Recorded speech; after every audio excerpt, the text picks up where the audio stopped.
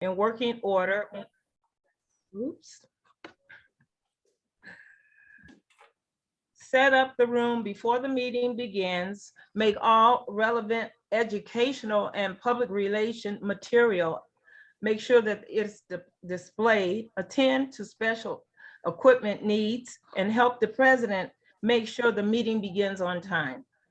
Liana, will you perform these duties to the best of your ability? You say, I do. I do. Yeah. Okay. Please pass the gavel to the treasurer, Frankie Jones. Frankie, as the treasurer, you keep the financial records and prepare the club's budget. Announce when it's time for the members to pay their dues. Explain the dues structure to members, collect dues, and work with the secretary to ensure that the club submits dues promptly on time to Toastmasters International World Headquarters. Frankie, will you perform these duties to the best of your ability? I will. Please pass the gavel to Marjorie's not here. Okay. Public relations to Martha. Not here. Not here. Well, we'll pass the gavel to Lana. Okay. Oh, okay. Pastor Lana. As a vice president of membership, you lead the club's membership building efforts to achieve the membership goal of 8 new members, while the VP, the Vice President of Public Relations, motivates people to visit your club. You motivate the current members to invite guests.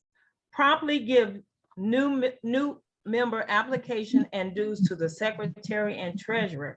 You personally greet the guests and provide them with guest packets, including a membership application. You make sure each guest hears about the benefits of Toastmasters and gets a personal invitation to become a member. You represent your club at area councils. Lana, will you perform these duties to the best of your ability? I will. I do. Please pass the gavel to Missy Edwards, your VP of Education. Missy, as Vice President of Education, you gain commitments from members to set educational goals for themselves.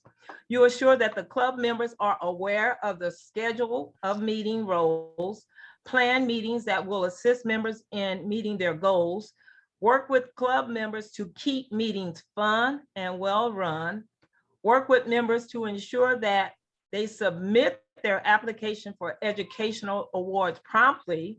You provide for educational topics at club meetings, such as those from the Successful Club Series and Better Speaker Series. You represent your club at the area council meetings. As the second highest ranking officer, you preside over the meetings when the president is absent. Missy, will you perform these duties to the best of your ability? I will. We'll pass the gavel to the president, Susanna. Okay. Is Susanna there? Where is she? I'm right here. Oh, I'm in Susanna, you have the gavel. I have the gavel. Okay, Susanna, you hold the gavel as a symbol of power and authority that your club has given you during your term of office. I am confident that you will use it wisely and with restraint. Susanna, as a member of Healthy Happy, as well as the leader, will you work with the executive team and club members to make Healthy Happy a president distinguished club? I absolutely will. Okay. Healthy Happy members, please stand. Okay. Your officer team has just pledged to serve the club to the best of its ability, to be best Toastmasters Club possible and to meet the needs of all the members. Your club will need active participation from each member. Do you as members pledge to work with your office or team to make Healthy Happy the finest Toastmasters Club it can possibly be?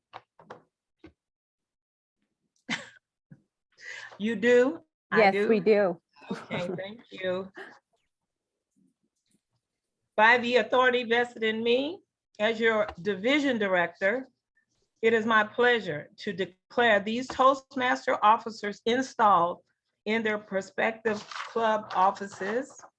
Please join me in extending a warm welcome to the club, to Healthy Happy Club Executive Team for the Toastmasters year 22-23. Woohoo!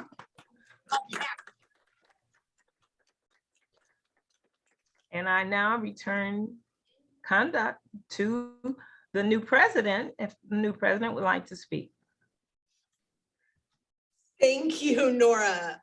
We very much appreciate your time this evening and the installation of the officers. I now, with this gavel that has been dangerously handed over to me, call this meeting to order. And now I will pass conduct to our Toastmaster of the evening, Ms. D. Good evening, everyone. Welcome to our panel discussion this evening at Health Happy Toastmasters. Our topic is how small business lending helps small business owners.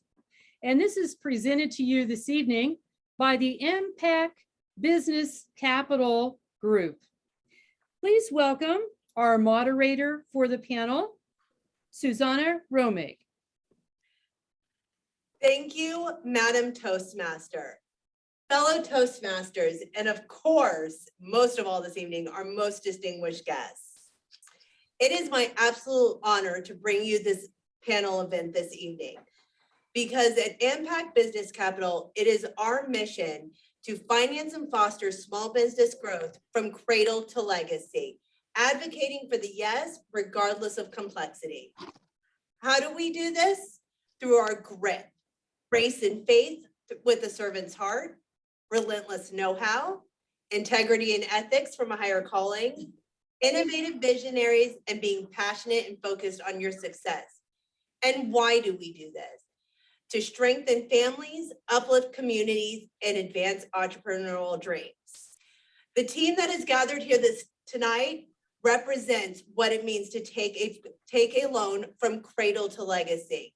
And we are going in that order. So I'll take a moment to introduce our panelists, starting off with Brian Kennedy, the director of our entrepreneurial ecosystem, Jaime Rodriguez, one of our business development officers, our BDO for short, Damaris Whistler, who amongst many of her roles is an amazing loan processor for our 504 team, Ahmed Zwin, a senior credit underwriter for both community lending and 504.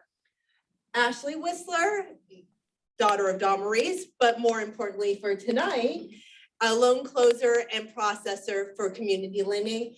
Last but never least, Miss Sophie Dudley, who is in charge of our servicing department.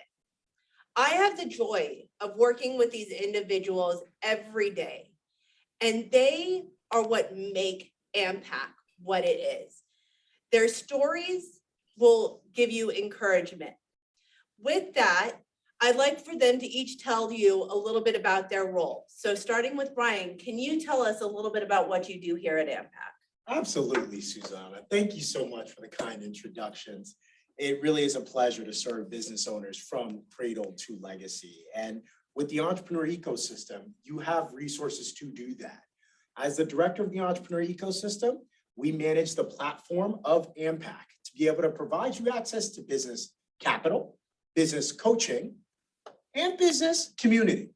We also have a physical co-working space that is targeted to make sure that you have space for your business to grow and scale, giving you access to not only a digital resource business growth hub, but a physical community center. Thank you. Thank you, Brian. Jaime, can you tell us a little bit about what you do as a BDO? My role here as a business development officer is to help the small business owner acquire their building, a lifelong dream of theirs, by using the SBA 504 program. Thank you, Jaime. Dawn Maurice, same question. Hi, Dawn Maurice. It's a pleasure to be here. I've been with AmPac for 7 years and I'm a 504 loan processor plus whatever duties come on my desk. Perfect way to describe it, yes. Ahmed, can you tell us a little about your role? Basically, I am the credit officer who mitigate risks and analyze potential problems with the business. I have two folds, either consulting with the borrower and making sure that we are in compliance with Small Business Administration. Thank you, Ahmed. Ashley. Hello, everyone. Thank you so much. I am a loan processor and closer in our community lending department. We facilitate about 7 programs in that department, so I help move the files through each process and make sure that everybody gets their money. Which is so important. And Miss Sophie, can you tell us a little about your role? Absolutely. Welcome to Servicing Department. Here at AmPac, we are so happy to be servicing our clients, which means that they have access to us for any questions, for any scenario, any situation that they may come across during the business life. We truly mean from the beginning to the end. And my job is just to make sure that we have a long, healthy relationship that can facilitate that in ways that they need it. So call us, visit us, send us what you need so we can offer you the best help possible during your business life with AmPac. Thank you so much, each and every one of you. As you can hear, what each individual here does is vastly different. So this is a different kind of panel where we're going to focus on one question and you'll see how many different ways that question can be answered. Our question of this evening is, how does your specific role at AmPac help the small business owner? And once again, we will start off with Brian. Thank you, Susanna. This is such a vital question for the cradle component of the business growth journey. And with our entrepreneur ecosystem, we really focus on making the business owner successful by connecting them to the resources and the people they don't know they need. Business owners don't know that they can get free consulting to plan out their business from cradle to legacy without paying $1. But people pay way too much and they don't know they can get free mentoring. They don't know they can access growth events for all different types of business growth topics, from web development to how do you strategize an exit plan for when you are done building your business and you want to get out. But once again, you don't know what you don't know and you don't know what you don't think of. So we're here to really make sure that we push you to grow effectively. So not only do you have access to capital, but you have access to a community of resources, because everyone in our community, we bring to you to serve you and help you grow. So that is how the entrepreneur ecosystem at AmPac Business Capital supports small business growth. And if you can't tell from Brian's energy, he is very passionate about Yes. this. I have never seen anyone with more passion on helping the small business owner. Actually, that's not true because everyone here has that same level. Brian is just most expressive about it. With that, let me turn it over to you, Jaime. Same question, please. My role is to educate a program that can be very challenging for someone who's never gone through the purchase of real estate. I'm there to comfort as well and take away those sleepless nights from these individuals and pass them on to myself. But the majority of what I do here is really having them understand that we're here for them. It is a loan that participates with another lender. It can get pretty overwhelming sometimes. But we have a team here, like you said many times, that is very dedicated to making sure and ensuring that that individual, that borrower, is treated well from the first day till we close that loan. Is there any loans that you can think of where I mean, all of them make a difference, but is there a specific example you can give us of a loan where you really felt the impact of your role? There are many. The loans that I can think of most are those where you have individuals calling you at 10 o'clock at night, really having a heart-to-heart with someone, almost a feeling of, what if this was your parent, your uncle, your brother? And just, having that confidence of what you can do. And when they start losing it, saying, I don't think we can do this, and you having to keep them motivated and really taking on that responsibility now on yourself, saying, you've committed to this and you really got to help them. But there's many examples out there.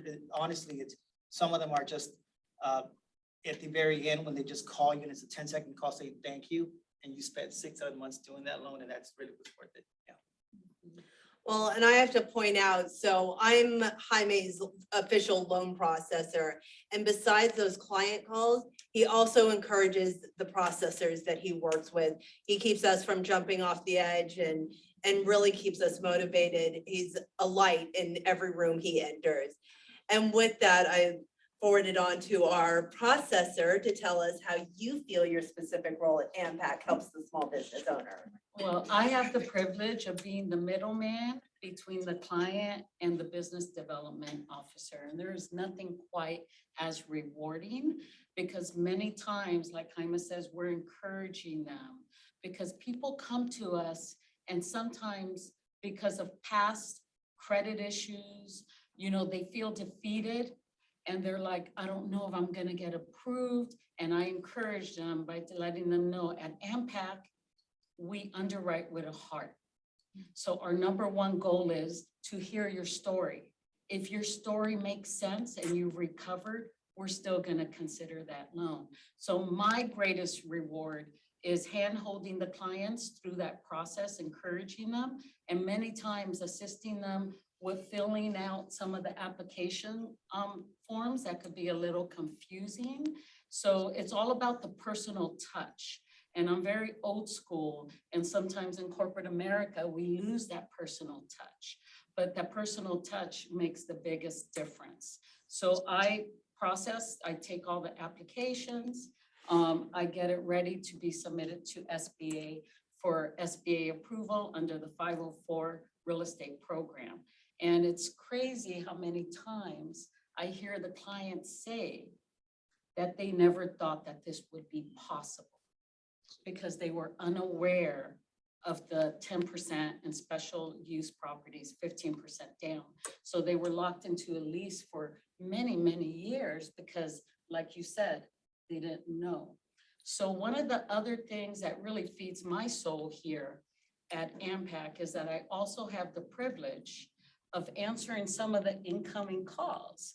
So to circle back with what Brian said, regardless who that caller is, because this is the land of opportunity, but I've been here 7 years and people just don't know.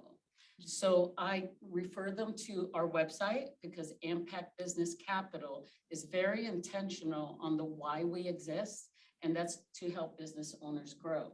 So our website is robust, and AmPac is so intentional of putting the latest and the greatest there. So before I transfer the call, I definitely ask them to check our website every 2 weeks at least. But I ask them another question, and every time I've asked this question, the answer has always been no. And that question is, have you gone to the website on the county where your business is and check their economic development department?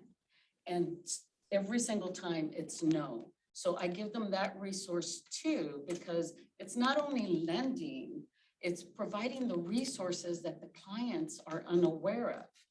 And last but not least, this is the part that feeds my soul the most, even though it's kind of even, but I get a little special satisfaction in this. I have the privilege of doing all the credit reporting for all our small business microloans. And I do it every month, and it is quite time consuming. Ashley?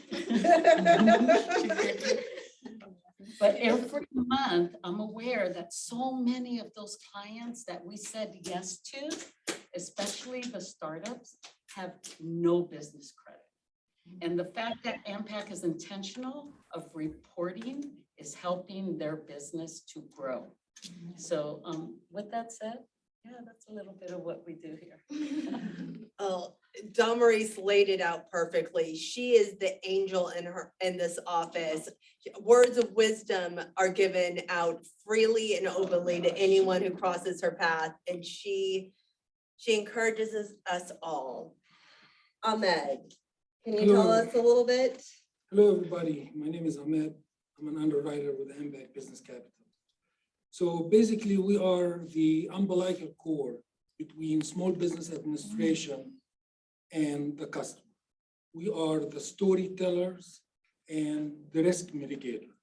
Every business has a story, and I have to translate that story into financial acumen, which would be understood by Sacramento or the Small Business Administration. Usually we come in interaction a little bit slightly with the borrowers when we assess the risks and we mitigate that. And after that, we will hand it over to the processor again to submit for SBA. Well, and Ahmed is a true artist in our office. Just today, he got recognized as being the employee that everyone always has something good to say, because no one ever gets tired of hearing "good morning" come out of Ahmed's mouth when he walks into the office. But he is a true artist. I've had the joy and the pleasure of reading many of his credit memos, and how he tells that story is nothing short of amazing. Ashley? Hello again, everyone. I think our community lending department caters the most to the cradle portion of our values. We work with borrowers who can get loans anywhere from $5 to $350,000 for a number of different uses of funds: purchasing equipment, working capital, debt refinance. The list goes on and on, really. With the vast spectrum of programs that we have in community lending, we're able to service almost every business owner where they're at. So whether they're a startup, a couple years established, or a really seasoned business owner, there's opportunity for everybody. I really believe it's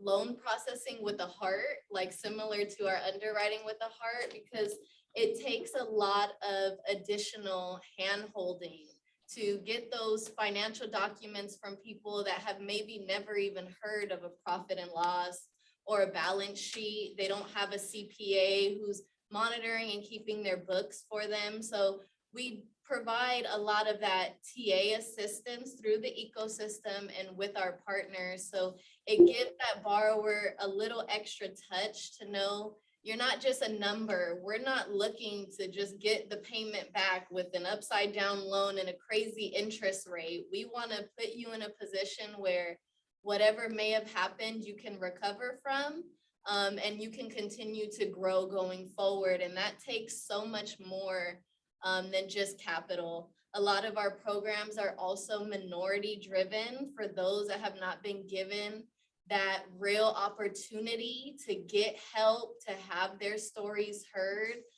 We facilitate a number of loan programs that offer incentives to help them. And I've had the pleasure of also working a number of grants that were driven for that same reason. So to know that AmPac, with what we do in community lending, is able to reach those communities that maybe have felt forgotten about, it's a huge blessing, and it really feeds your soul.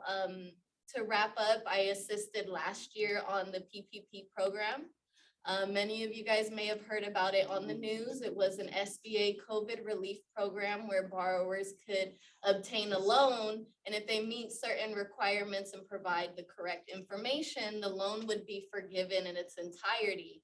AmPac was able to fund and close over 500 PPP loans, and it was long nights and weekends and worth every minute of it to be on that phone with those people who may have even received a loan as small as $2,500.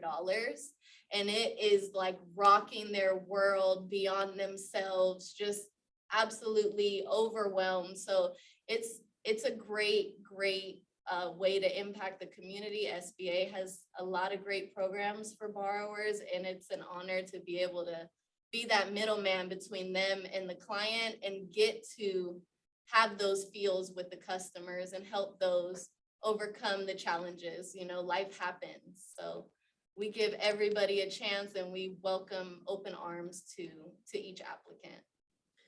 So the way we like to refer to Ashley in the office is your friendly neighborhood Spider Woman. The way she can jump from loan program to loan program, and she will help you. She will find a way, and it is wonderful. What she does is truly impacts our community in such a positive way.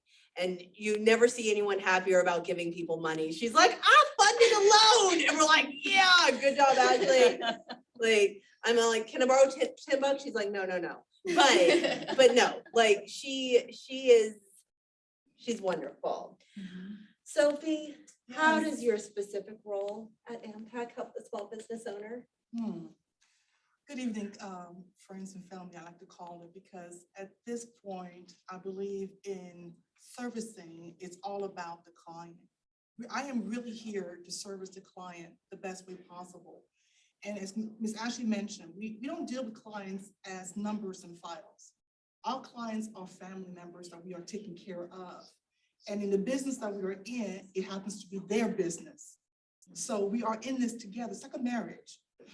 If we get married, which we often do when the loan funds, right? We set the rules and regulations on how we're going to work with one another. We know that there's some tough times to come. There may be some great times. There may be all kinds of things to come, but we have committed to each other that we're going to do this together. And our department, servicing, it's really the heart of the business. We check on you. We want to make sure that you meet the SBA guidelines and compliances. That keeps the door open. That you change community, not just one building at a time, but one business at a time. Because what you do here, you can open the door for someone else. And we really preach that. We want you to keep doing that. Because if you're chasing richness, which most people are in business for, but we service for wealth of business, which is a major difference. We want you to be long-term efficient. We want you to know how to do your books properly. We want you to know how to comply with what's given to you so that you can multiply that over and over. We are not here today and gone tomorrow. We are here to create wealth, business wealth, legacy. So when I come to work every single day, I come in work with the mission that we're creating business wealth, legacy. And therefore, when they call, we answer. When they come, we hear. When they are in need, we fulfill that. And when we don't know, we find out. And if we can't do it, we partner up with someone that can. Because our answer is a yes, from cradle to legacy. That's what servicing does. And Sophie absolutely succeeds at that. She is the heart. The way she connects with borrowers is an inspiration to all of us. So as I said, we focused on one question this evening, which you heard all the different answers to. But I'd like to give the opportunity to the people attending online or in person to ask this wonderful group of experts who've given their time this evening any questions that you may have. Does anybody have any questions? Yeah. It's a silent audience. Oh, Ms. Hilda, do you have a question? Oh, yes, I do. I do have a question. Thanks for letting me ask a question. I'm curious, anyone from the panel, if you could share your most rewarding experience in working with a client and why that was rewarding to you personally, anyone? I'll try to start. but I know everybody has a couple of stories that fit that mold. But developing a platform for AmPac that's allowed it to scale and reach people that in ways that we didn't expect has been the most rewarding component of my experience. And hearing the impact that that had on multiple business owners, I've had people screaming on calls, "Oh my gosh, this app has everything I need. I am so happy." Like that gives me life, because to be able to give them a resource that can take them from cradle to legacy and seeing them understand it, be able to utilize it and grow with it, that by far has been one of the most rewarding experiences with a client. And I know more of that to come for sure. I can think of one particular client, I believe Mr. Randy, where, as you guys know, everybody experienced COVID-19, the effect of having the business being reduced and not having the income that you used to have before, and then be able to receive a modification. But what I most and will never forget is the way that he went about receiving his assistance. The phone calls he made, the responsiveness that he was. We were definitely in a partnership in trying to get this thing done. He knew that he needed some help. He was not too prideful to ask for it. And when he got it, he honored it. I think there's something about honoring your word and just doing right according to what was given to you. I'll never forget how grateful he was that he really thought he couldn't, but because the opportunity was given, now he can and is and will. That's, you don't get that all the time. I'll never forget that. Yes, Ahmed. The most rewarding, actually, when we had the pandemic and we had the PPP loan, I was assigned to submit into SBA all the applications for all those business owners who suffered. And what a great pleasure and honor when you submit 5 or 10 loans and you see the system coming back to you saying approve. So that was very rewarding. I have one.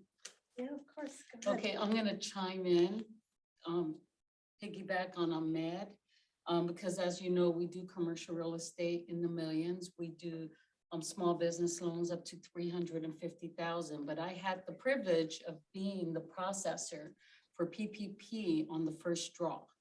And I knew that AmPac really, really cares about the small business owner. The smallest of the smallest is just as valuable to us as the biggest corporation. But this day really drove it home for me because I was assisting a Spanish-speaking lady that owns a party supply. Okay, and I had to help her with all the applications, and Jaime here came in with additional support on the back end because I was busy taking applications in. So when we got her approval, I kid you not, it was like $1,240. And I remember my heart kind of hurt for a minute because I thought, gosh, I wish we could have given her more. I had the privilege to call that small business owner and tell her, I want to tell you your PPP loan was approved. And it was approved for $1,250. That was about the proper. And she went completely silent on me. And so I thought, okay, she was probably hoping to get more than this. And to my surprise, she was weeping.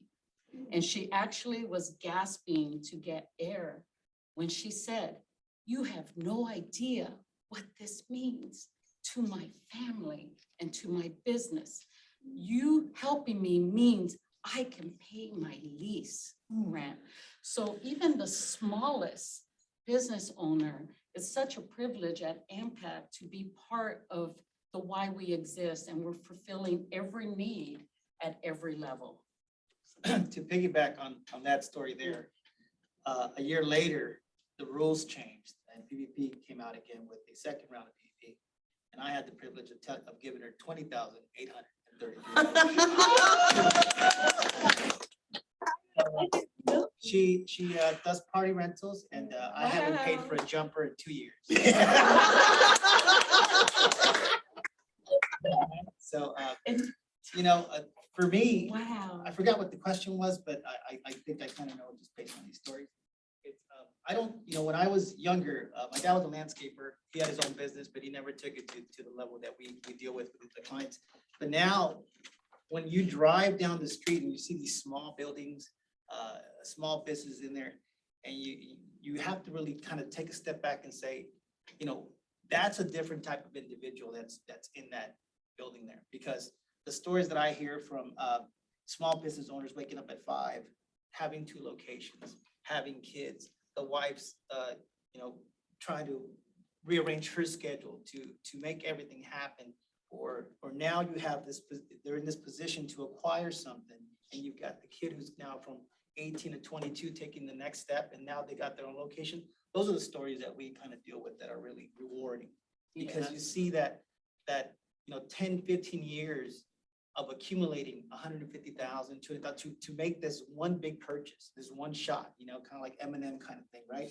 And here it is, and they trust you with it. You're that person that you've been kind of lined up in their path to help them with it, and you see it now. You go, I helped that person get that building, or you go in there and it's their son, their daughter now at the front desk. Or a perfect example, you look around here, but the reason we're here is because of that lady back there. She did the same thing. So it's great.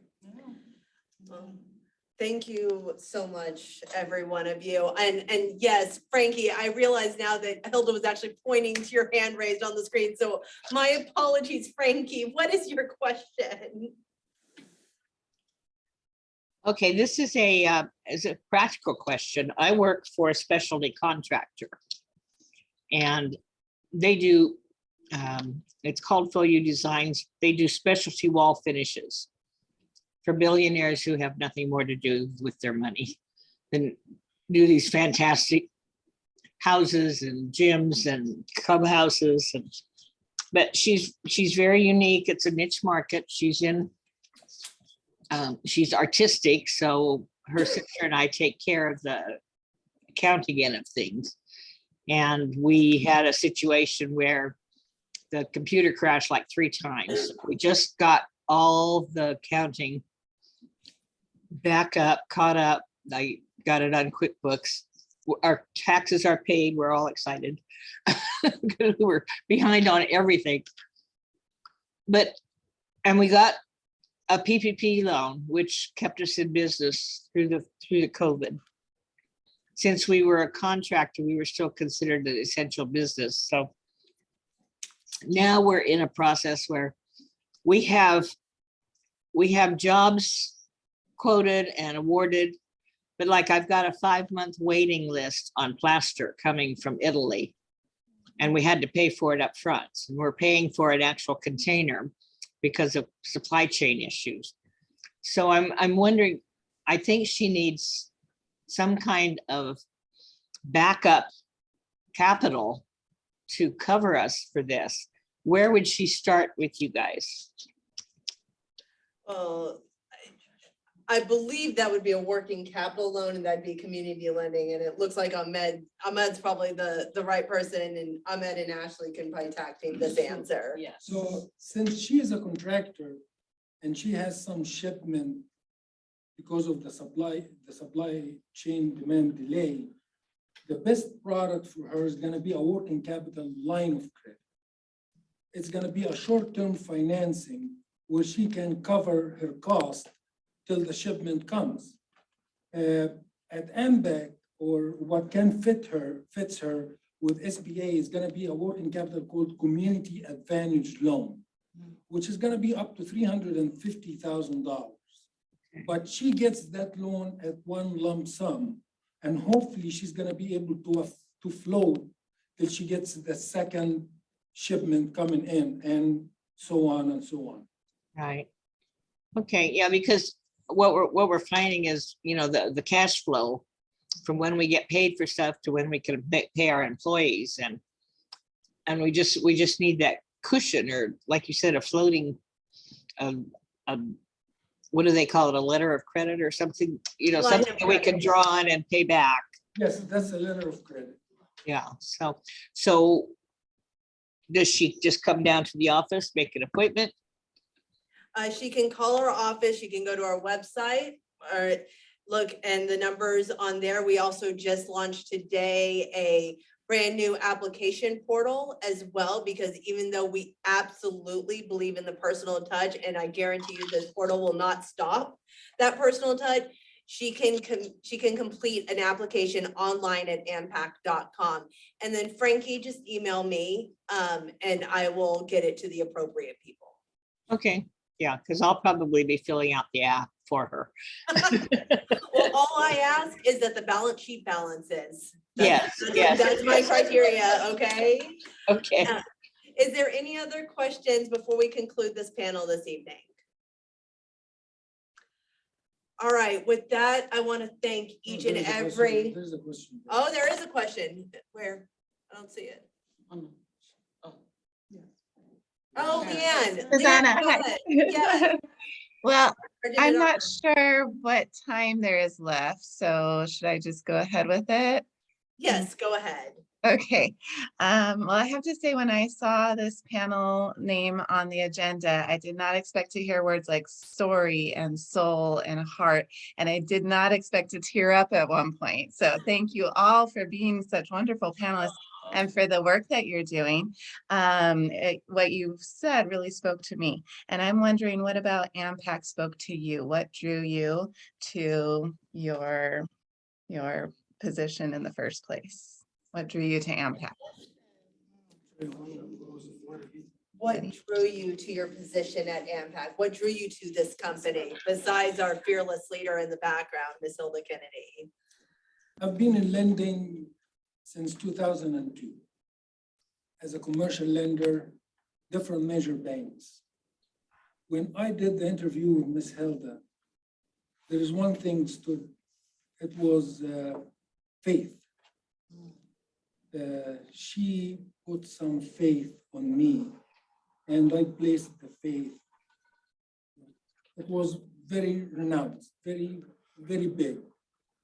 And that was a big thing to me.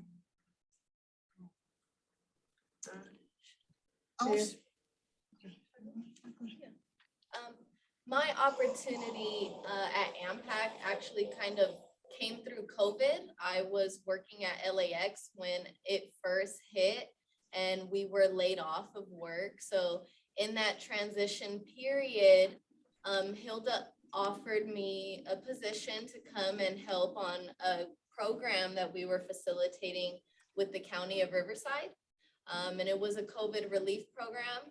I have no background in this field. So when I first started, it was kind of like yeah, maybe I'll help you guys out for a little bit until things lighten back up and they bring us back to the airport. But it wasn't even like 2 days into just being in the environment. We were in a much smaller office and it was like you could hear the help that everybody's giving around you. And it's like a driving force, like what more can we do? How much more can we impact these people? How can we get where we need to go? And I was just falling in love with it every minute that I was there. So it's a community, it's a family, it's a safe space, and it's a place for growth. And same as Ahmed, I was heavily impacted by the president of our company and her belief in me, seeing something that I never seen in myself. So here I am 2 years later. I had 1 program, now I have 7. So it's like, it's been incredible what I've been able to do with the belief that AmPac had in me. So I feel like I'm just feeding back into the company and the community. It's great. Sophie and then Don Maurice and Missy, can you just let us know where we're at on time? Yes, we have 3 minutes before we're at the red. Perfect. I'll take one. For me, I think I got in a point in my life where working was not just working. I had held many positions and been different places. And it was just kind of like chasing the dollar or doing what was required and going home empty, unfulfilled. I know I was about something. I know I was doing things, but it didn't fill me up in a way that I know that I was still seeking.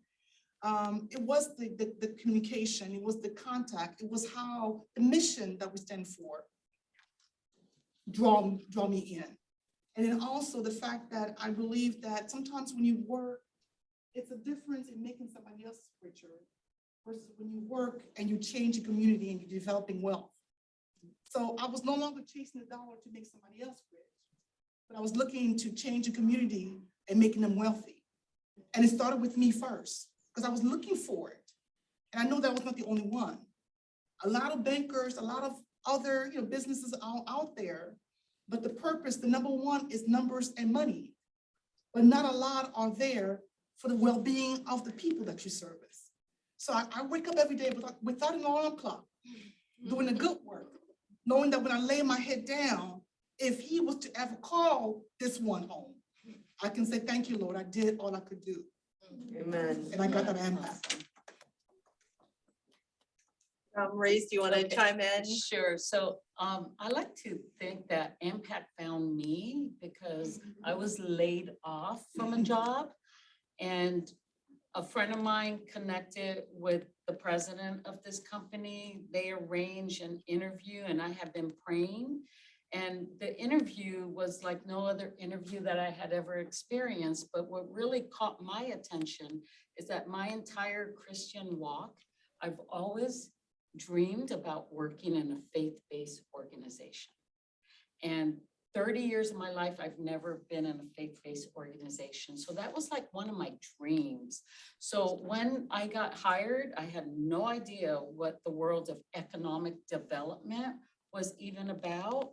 And I can't imagine doing anything different.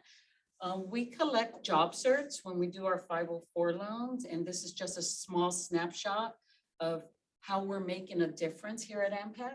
So I assist Sophie some job certs, and we're not going to mention a client, but 2 years ago, we funded a 504 commercial real estate loan. The client had 5 employees.